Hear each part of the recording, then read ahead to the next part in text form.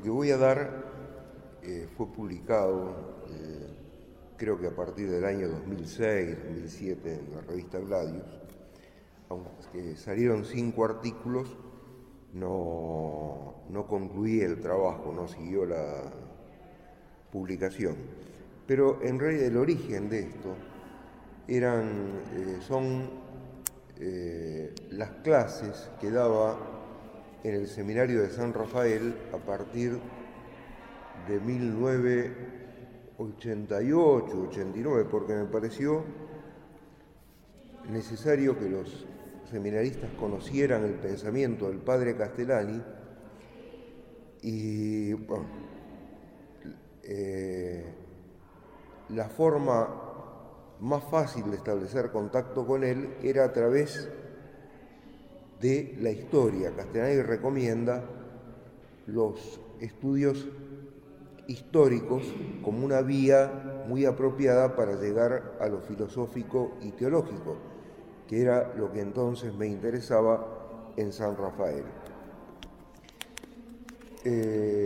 Lo que voy a dar está muy resumido, pero no lo puedo resumir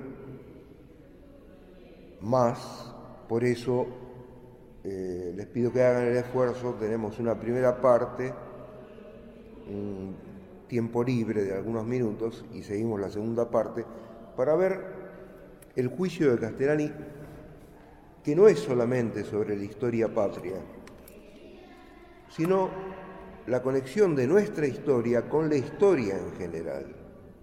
O sea, Castellani considera la historia según el plan de Dios. Bien, la historia busca conocer el sentido de los hechos cuyo autor es el hombre. Pero en el plano natural se encuentra con esta dificultad. El hombre no conoce el sentido total de la historia, porque aunque ha comenzado, no ha acabado, no sabe cómo va a terminar. El sentido total de la historia es posible conocerlo únicamente a la luz de la teología y de la profecía. Damos por supuesta acá la visión católica de la historia y decimos que el sentido que Dios inscribió en la historia es el reino de Cristo. Un reino que comenzó con su encarnación, crucifixión y resurrección, pero que se realiza en el mundo con vaivenes por medio de la Iglesia. Por eso Castellani pudo escribir: la Iglesia es el sentido de la historia del mundo. No es una afirmación clerical, sino que mira a la Iglesia como encargada de difundir el misterio de Cristo, que recapitula toda la historia. La historia, incluso para aquellos que no tienen fe, es necesaria porque es propio del hombre acordarse y sacar provecho del pasado. Y entender la historia es mucho más urgente cuando no solamente el medio en que uno vive se desacuerda, sino que se malacuerda, falseando la memoria colectiva. Este país, con razón, ha sido llamado el país de los que no tienen memoria, pero no es que los argentinos espontáneamente renuncien a conocer el pasado, sino que hay toda una campaña para ocultar el verdadero pasado de la nación e incluso alterar la verdadera jerarquía de los personajes. Los liberales que tienen en sus manos la historia oficial, tienen muy en claro que quien controla el pasado controla el presente. Y quien se equivoca en historia termina equivocándose en política. Es natural, es como si uno no hubiese aprendido nada de todo lo que ha vivido.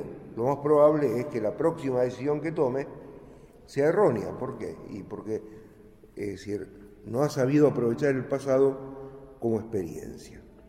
De ahí la urgencia de hacer luz sobre nuestra historia.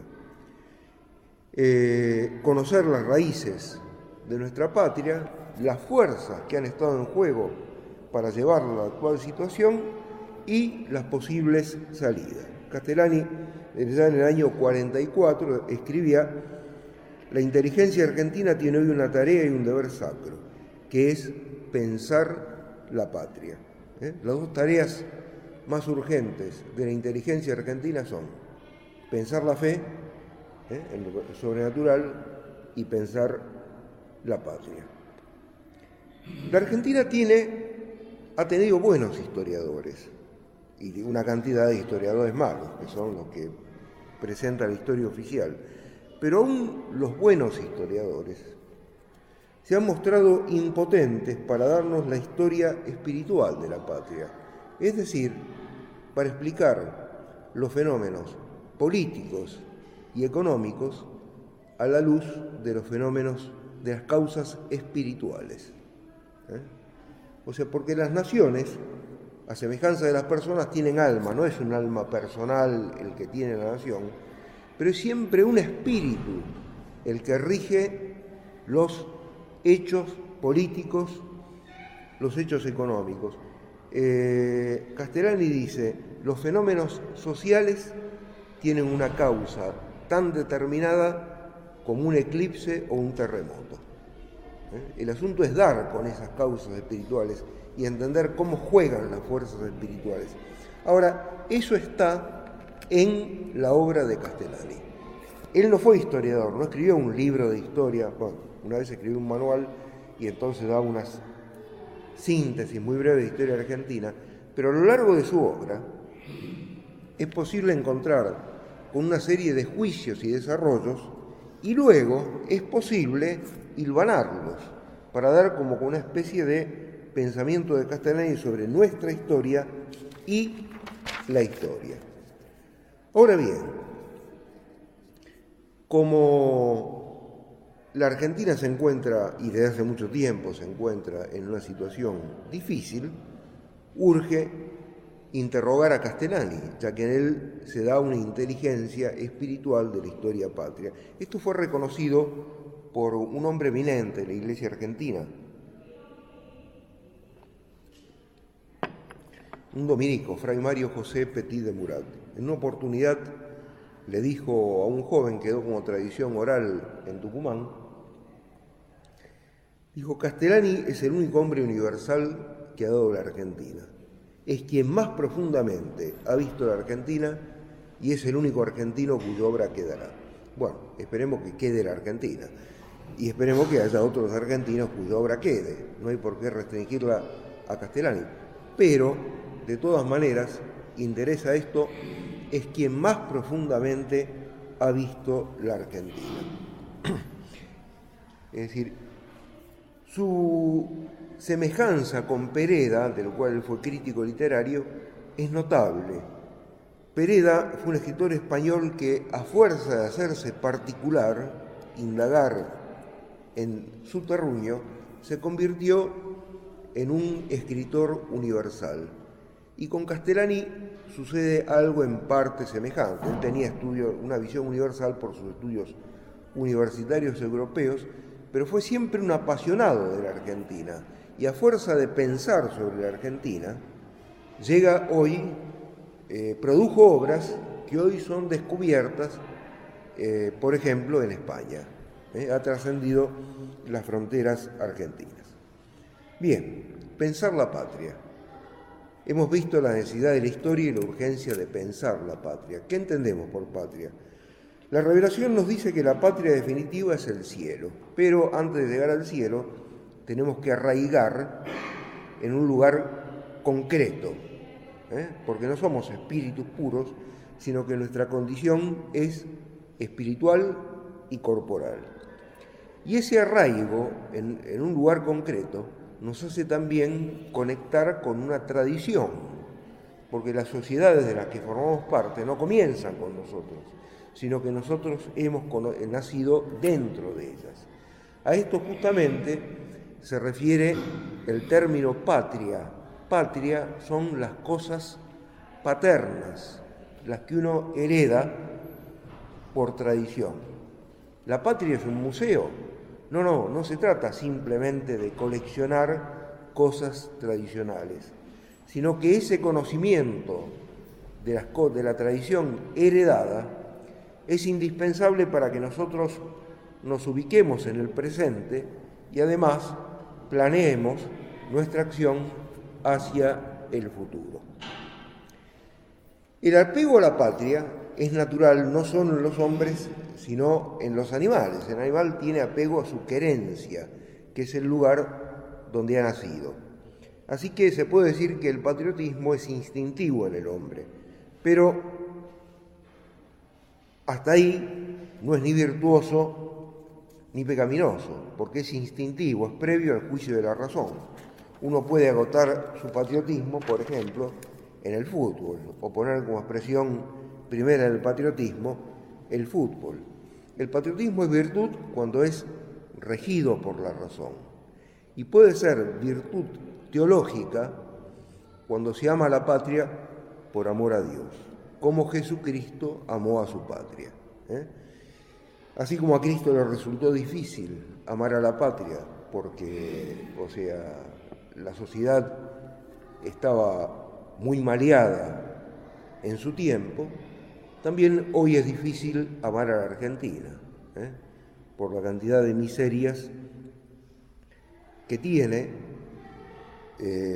pero la patria, por amor a Dios, siempre puede ser amada y objeto de cuidado, así como es objeto de cuidado un enfermo. Bien, la patria es el lugar donde el hombre arraiga para vivir según la tradición. ¿Cuál es nuestra tradición? Castellani acepta la idea del gran historiador Hilaire Belloc. Nuestra tradición es romano-hispánica, porque en definitiva el título de la obra de Belloc, Europa es la fe. Eso fue criticado. Nosotros recibimos una tradición que es sobre todo teológica, nos llega por medio de Europa, concretamente por medio de España, pero al decir que Europa es la fe, parecemos ignorar el valor universal del Evangelio. Efectivamente, el valor universal del Evangelio existe y, a Dios gracias, hay miembros de la Iglesia fieles de Cristo en todos los lugares del mundo.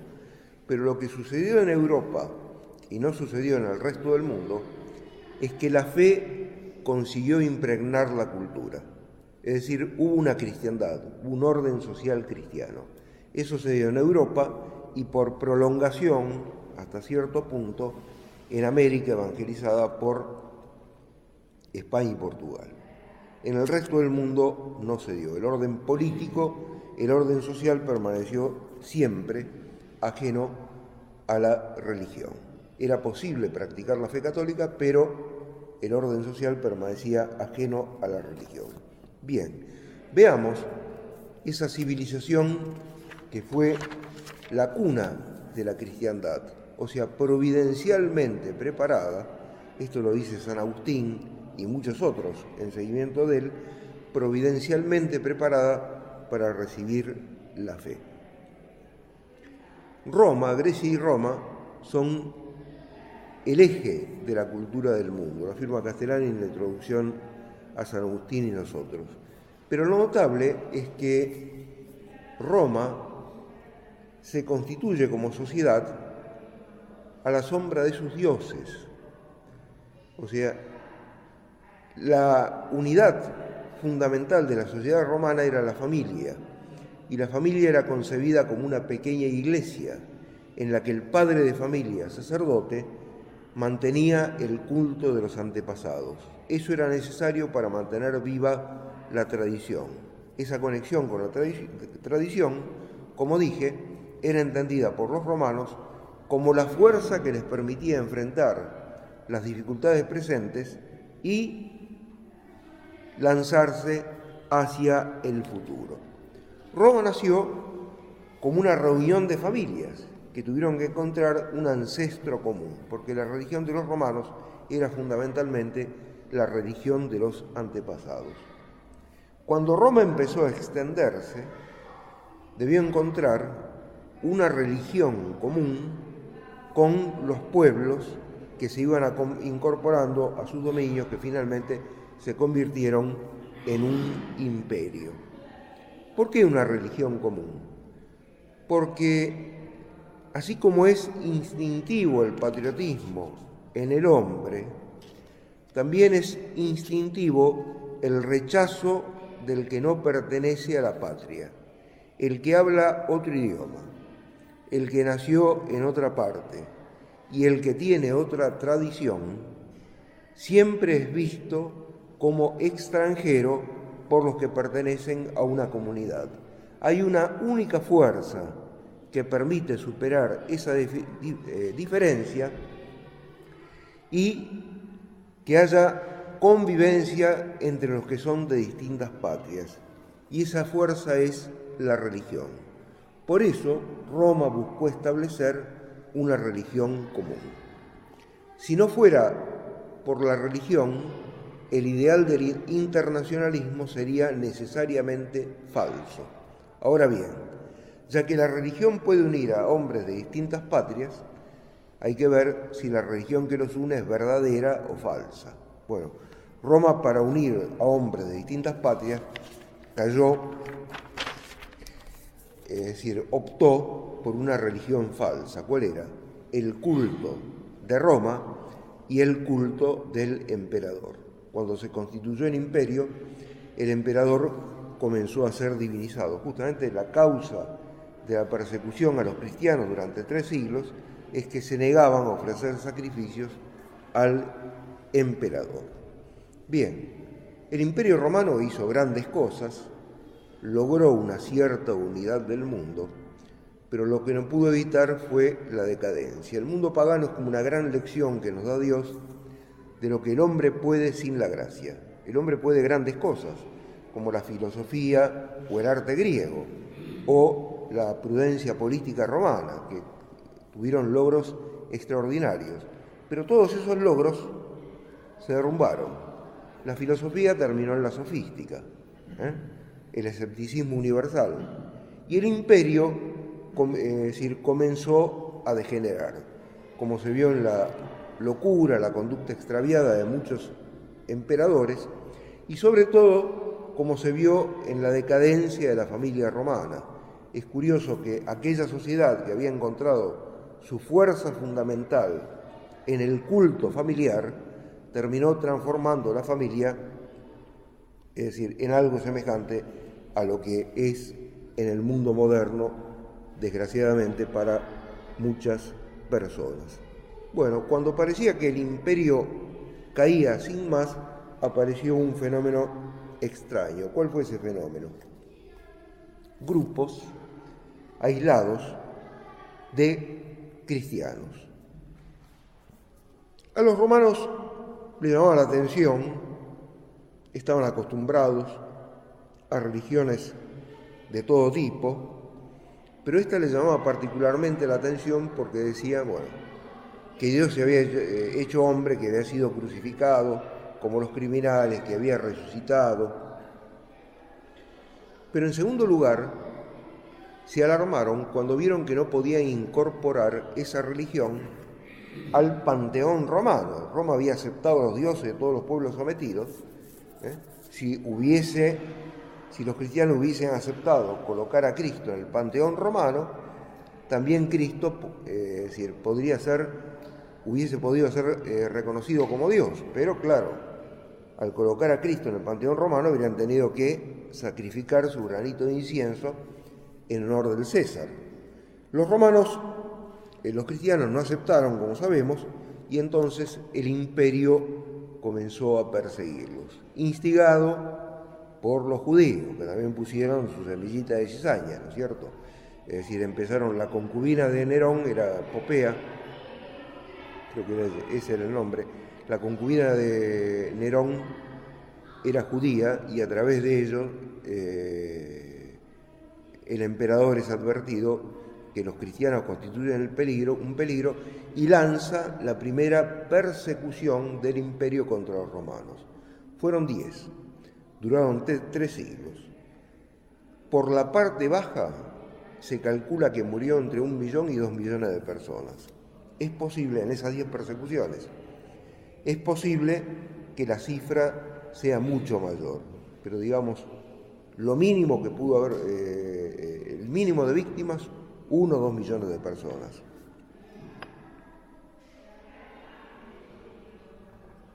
Muchos fueron torturados, muchos perdieron todos sus bienes, etc.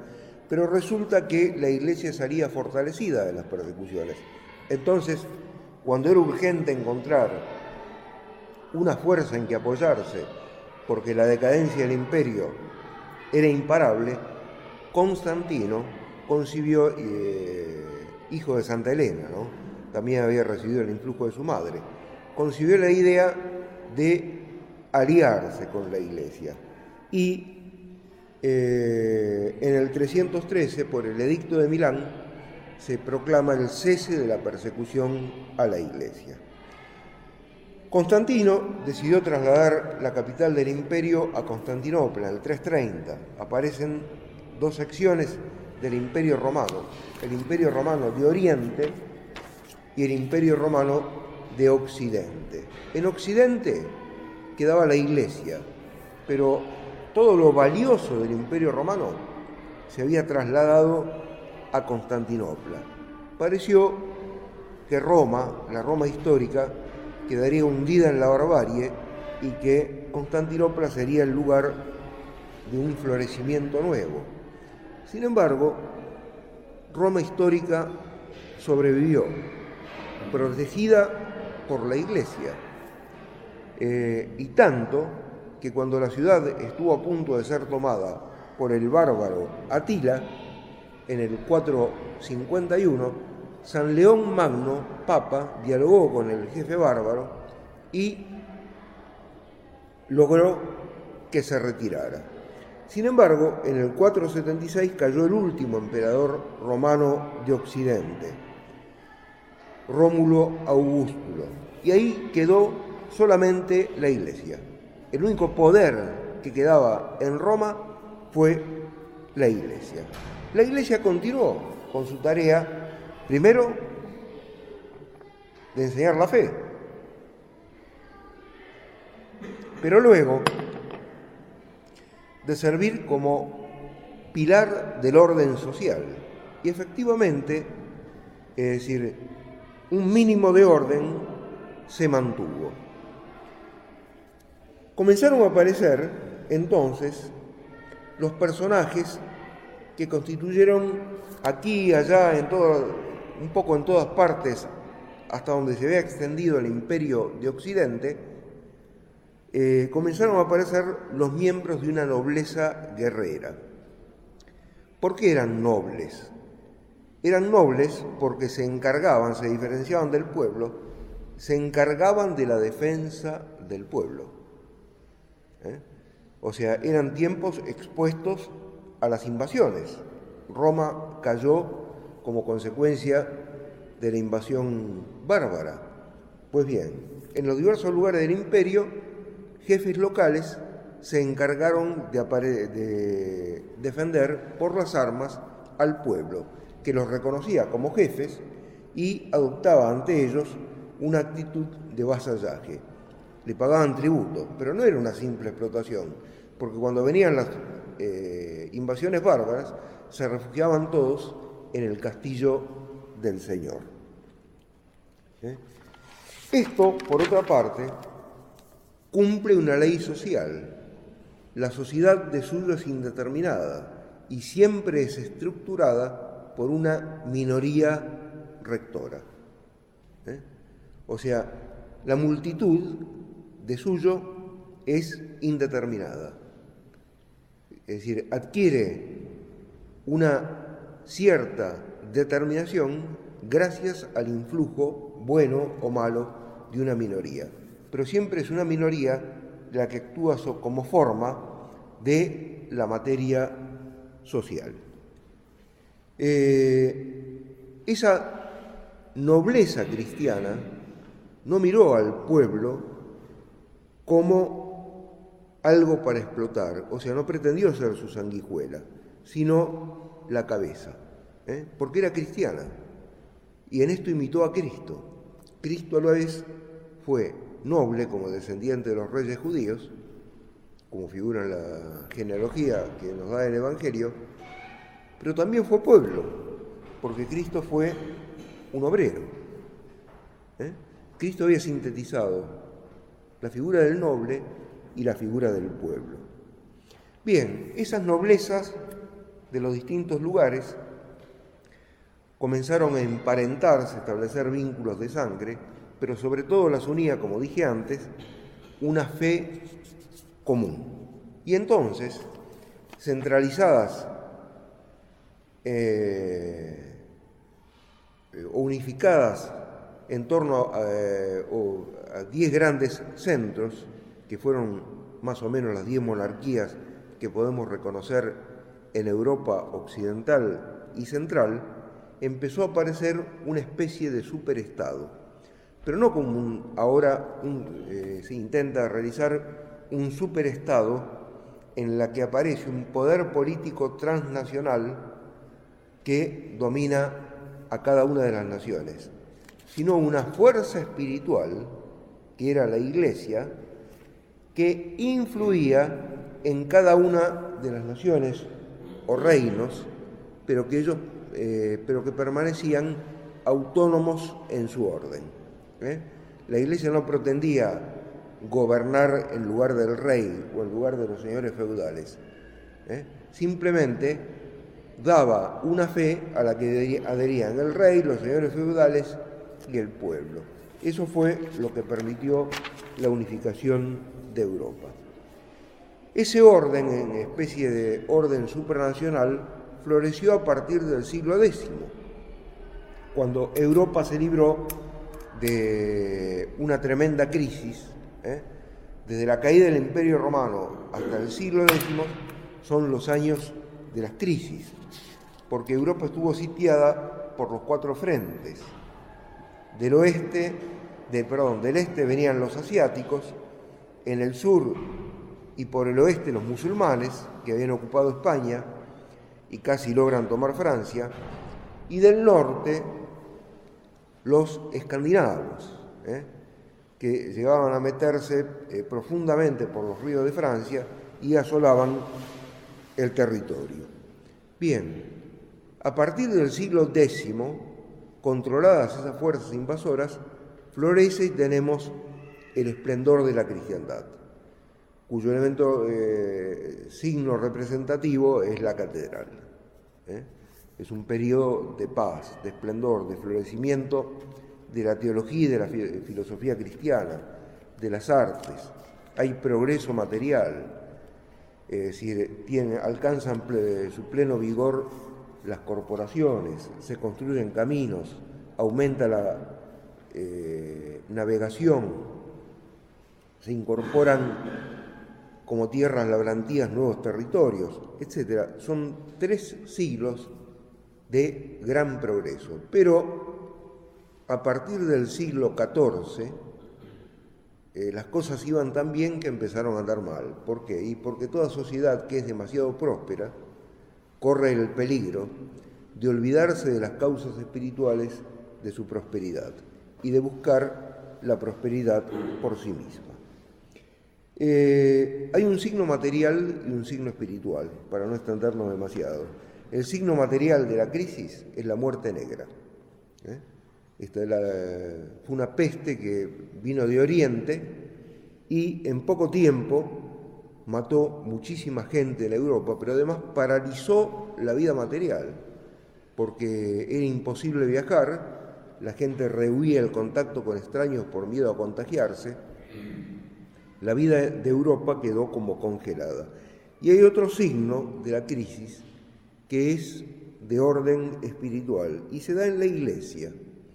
Hasta entonces, la causa de la fortaleza mostrada por la Iglesia para resistir a los adversarios y a pesar de la resistencia progresar, había sido la dedicación de los pastores, del clero, pero principalmente de los pastores, ante todo la palabra de Dios y al culto.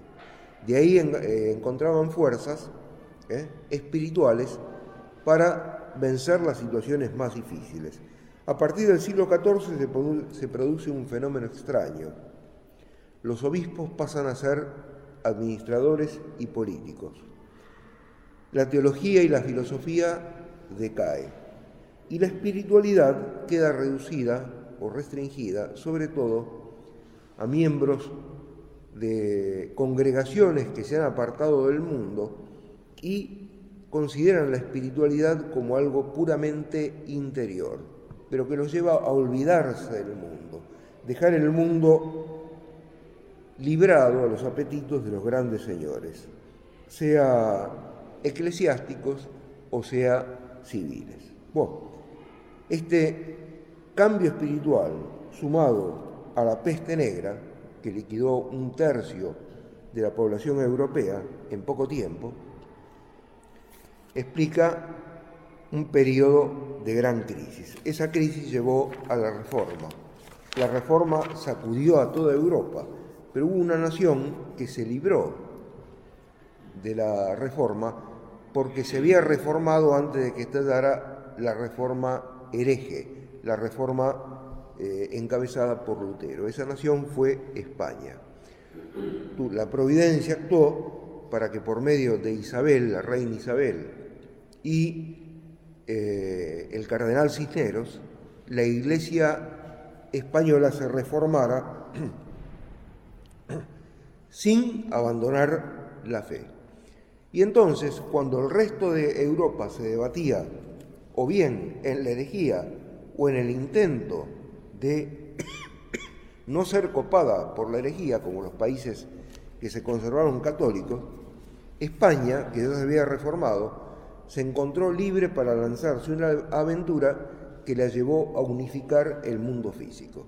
Recuperó su territorio, el mismo año de la recuperación de su territorio que se van los musulmanes o quedan sometidos los musulmanes en España, se lanza a América y en la exploración del mundo, España es la primera nación, el viaje de Caboto, Sebastián Elcano, que circunnavega la Tierra. Se establece la unificación física del mundo y esa unificación se establece bajo el signo de la cruz.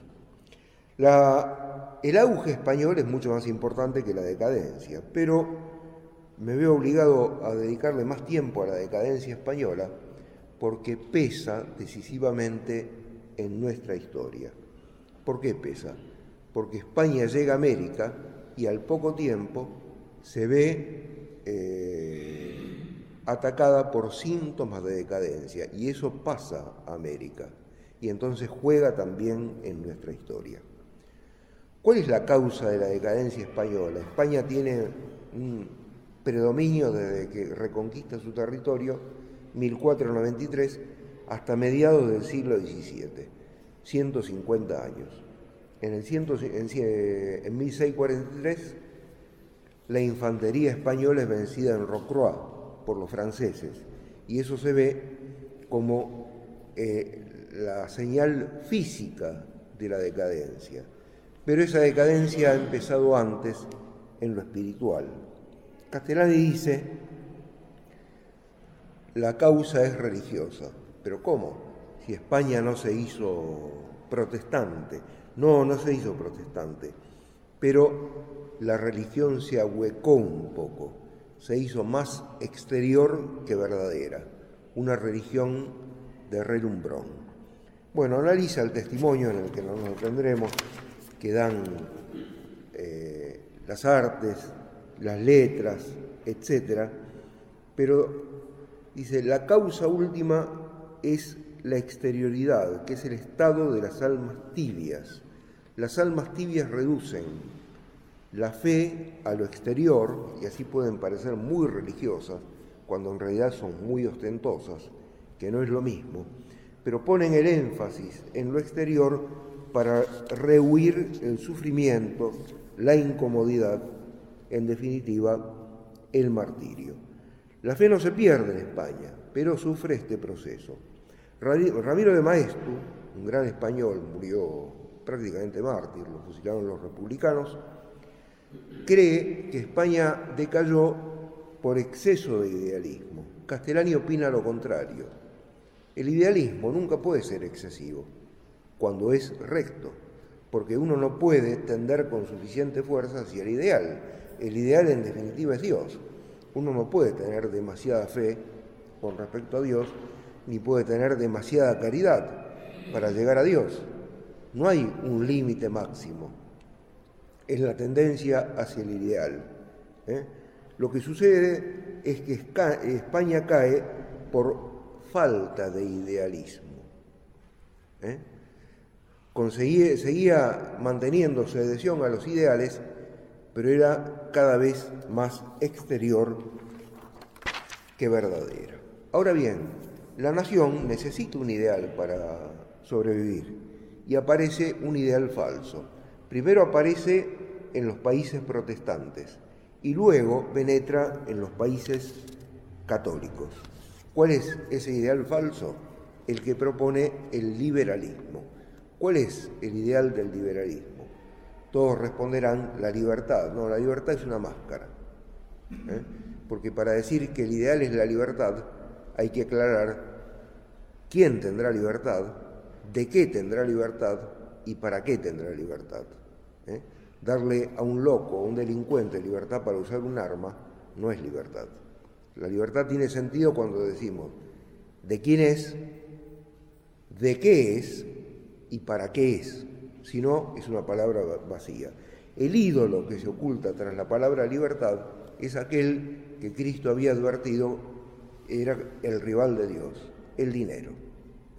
Porque en definitiva la libertad que impuso el liberalismo fue la libertad de comercio, la libertad de lucro.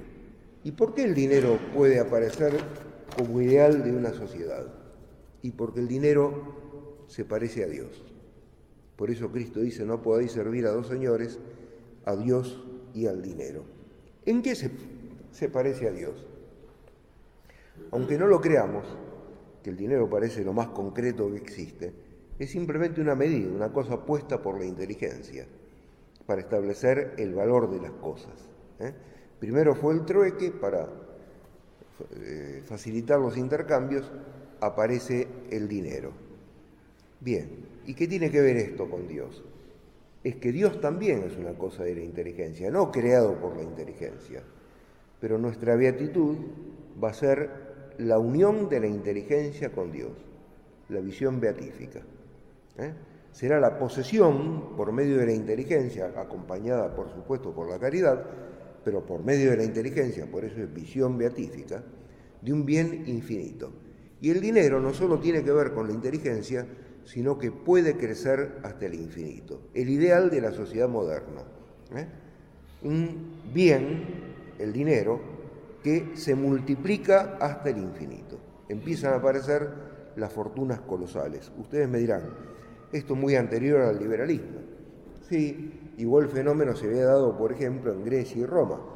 Pero esos periodos de enloquecimiento con respecto al dinero, en Grecia y Roma, fueron breves, pronto se agotaron. En cambio, el dinero como ideal de la sociedad consiste, entre nosotros lleva por lo menos 7 siglos de existencia. La aparición del burgués como una persona cuya vida está polarizada por el dinero, en Occidente tiene por lo menos 7 siglos de existencia. Aparece en el siglo XIV. Ese es el fraude del liberalismo. Se presenta como un sistema político o económico arreligioso, prescindente en materia religiosa. Pero el hombre no puede ser prescindente en materia religiosa. Es religioso por naturaleza, por tener un espíritu. Busca un absoluto.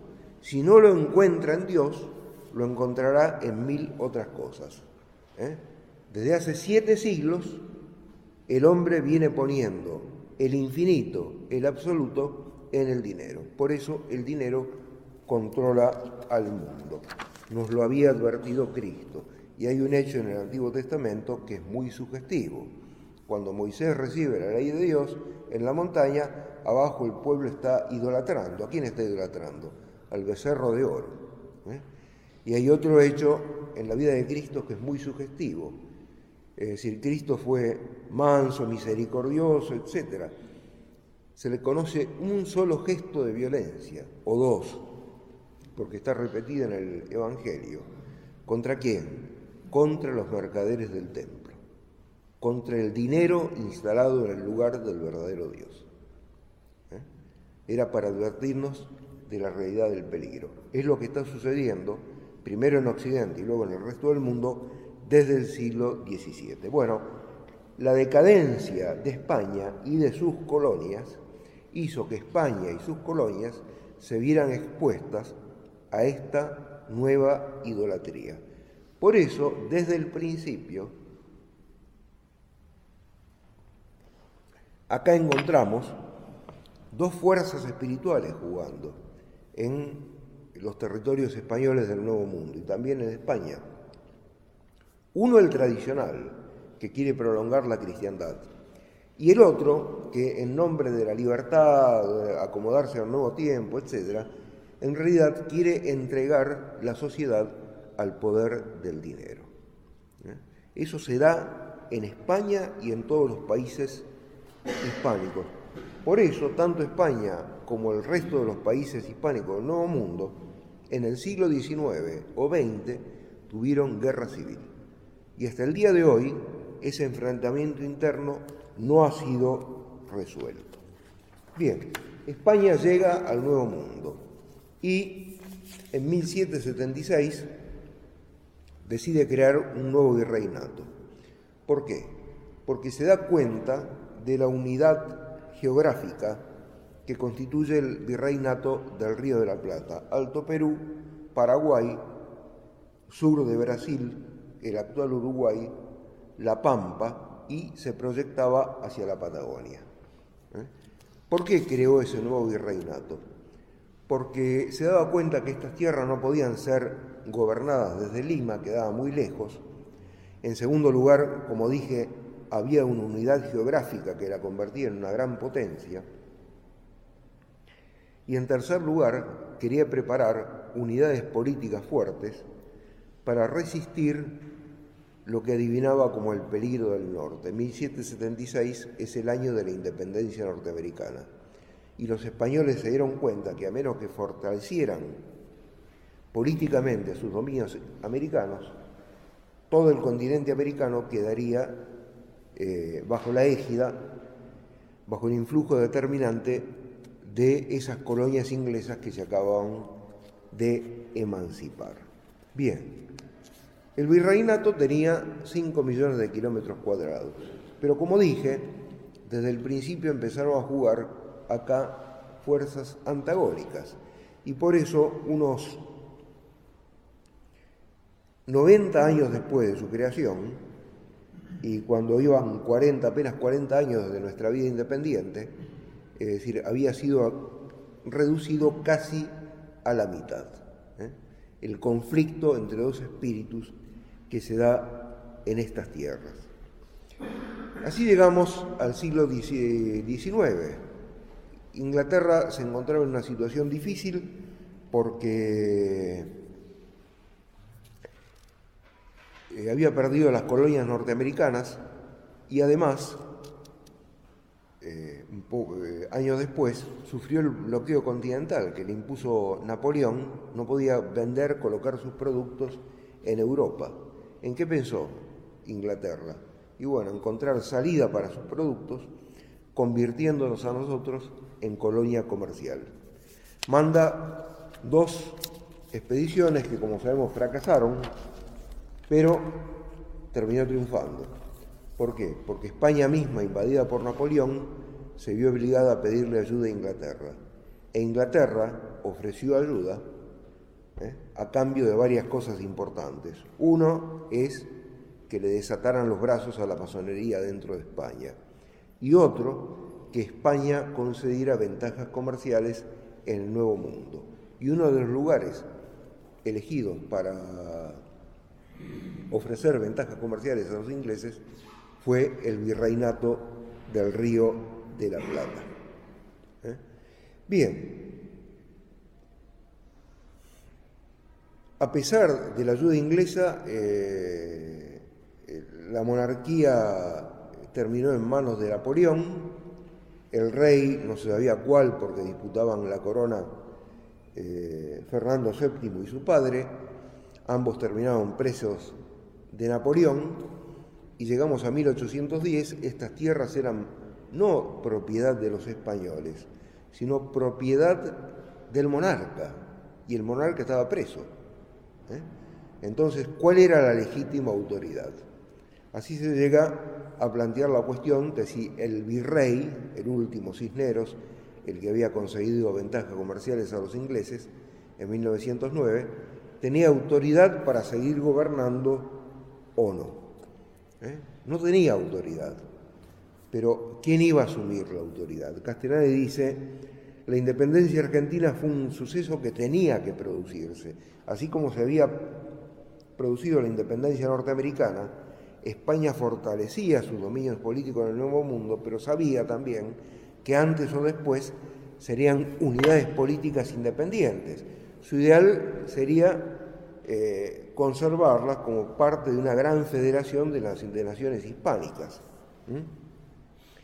Pero, de hecho, la Argentina en 1810 no era apta para gobernarse a sí misma, como lo prueban las guerras civiles en que inmediatamente cayó.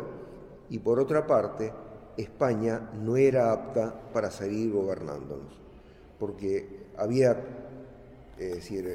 cometido una serie de errores desastrosos.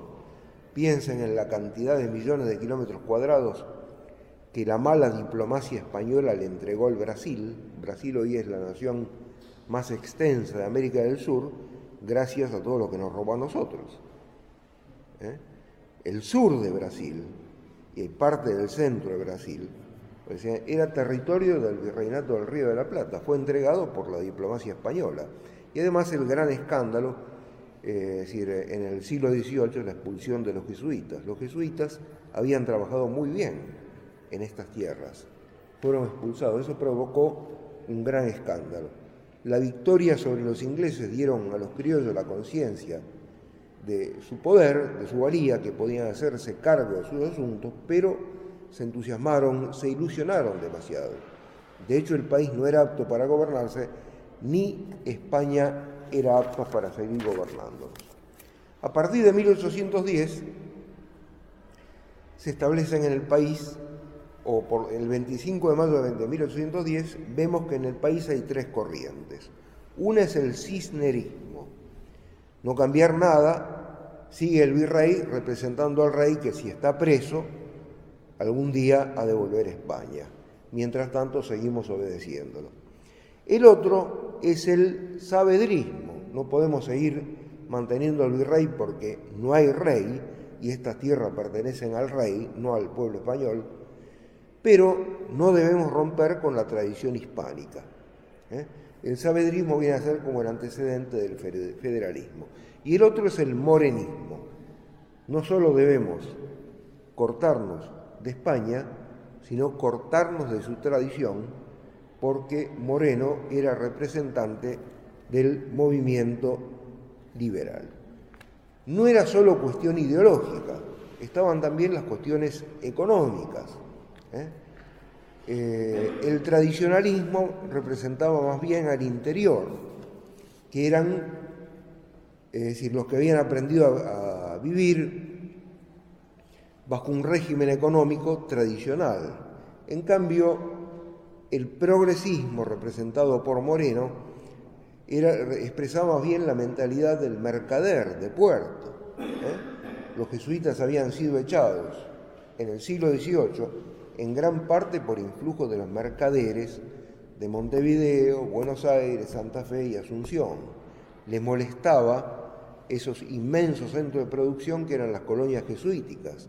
A ellos les convenía el contacto con el mercader extranjero, porque entonces el producto, en lugar de ser fabricado en el país, era traído de afuera y ellos intervenían en ese comercio, se quedaban con una parte importante de la ganancia. O sea, no es solo una cuestión de ideología y de teología, porque hay una teología en el fondo del tradicionalismo y otra en el fondo del liberalismo, sino también que el hombre, espíritu y cuerpo, estaban también los intereses materiales. Eso planteó la lucha entre federales y unitarios.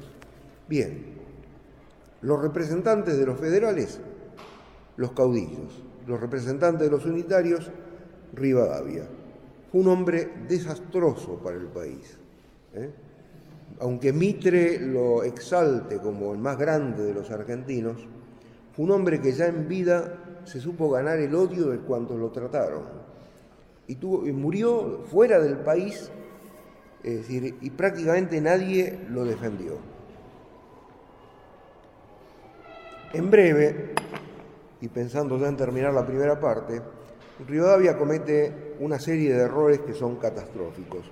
Primero, contrata el préstamo Baring Brothers.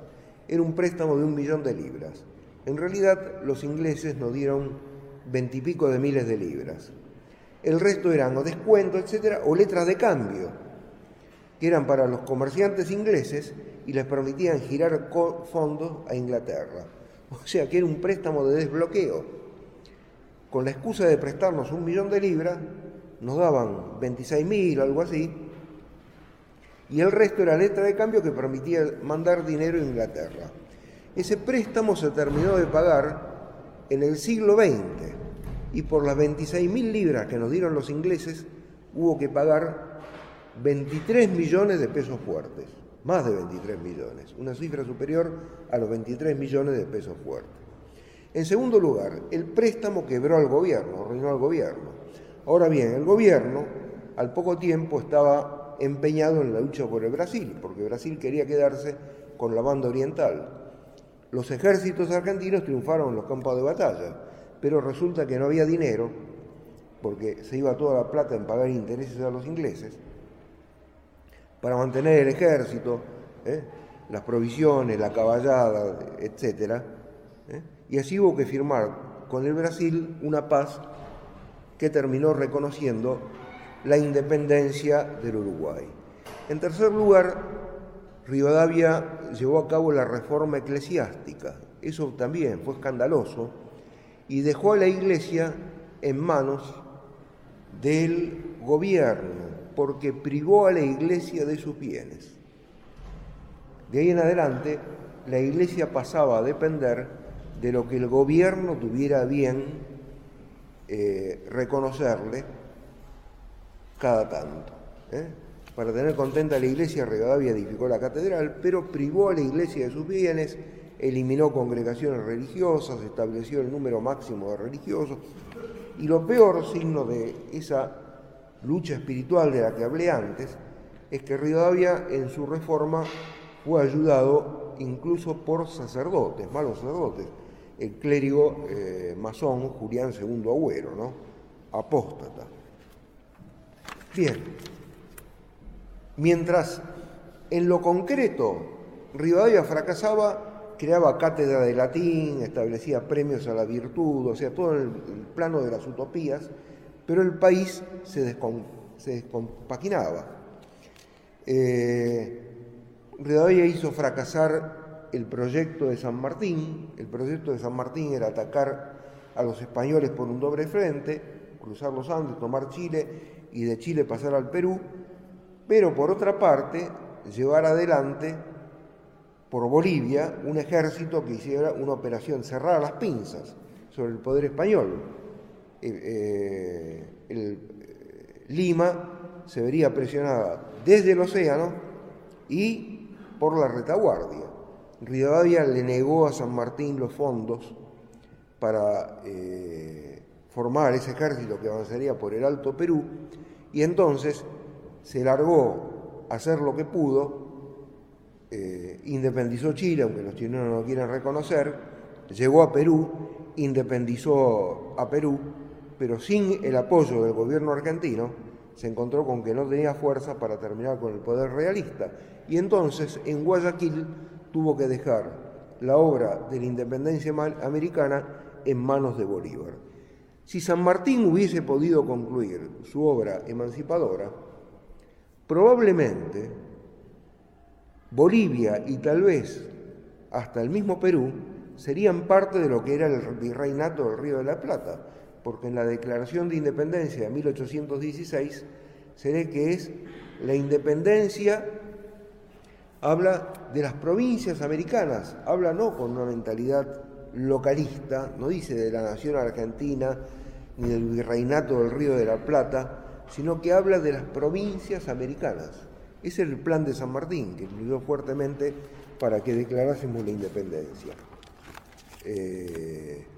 Pero no pudo ser concretado por la mala voluntad de Rivadavia.